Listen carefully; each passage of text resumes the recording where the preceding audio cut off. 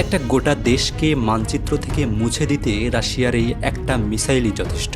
এর ধ্বংস ক্ষমতা এতটাই ভয়ঙ্কর যে ন্যাটো এর নাম দিয়েছে শয়তান টু, আর রাশিয়ার ভাষায় এর নাম সারমাট। এর ওজন 200 টনেরও বেশি, আর রেঞ্জ 35,000 কিলোমিটার পার। সবচেয়ে ভয়ঙ্কর ব্যাপার হলো এটি সাধারণ মিসাইলের মতো নয়, এটি যে কোনো মিসাইল ডিফেন্স সিস্টেমকে সম্পূর্ণ ফাঁকি দিতে পারে।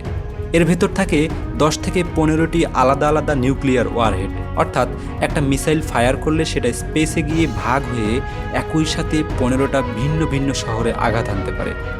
বিশেষজ্ঞরা বলেন ফ্রান্স বা আমেরিকার টেক্সাসের মতো বিশাল বিশাল এলাকা এক নিমিষেই মাটির সাথে মিশিয়ে দিতে পারে এই একটি সারমাট। মঙ্গলবার এই মিসাইলের সফল পরীক্ষা চালিয়ে পশ্চিমা বিশ্বকে কড়া এক মেসেজ দিয়েছে রাশিয়া। রুশ মিসাইল ফোর্সের কমান্ডার সোজা বলে দিয়েছেন, পৃথিবীর বর্তমান বা ভবিষ্যতের কোনো এয়ার ডিফেন্স সিস্টেমের ক্ষমতা নেই একে মাঝপথে আটকানোর। এই বছরের শেষেই এটি রাশিয়ান ফোর্সে পার্মানেন্টলি ডিউটিতে নামছে।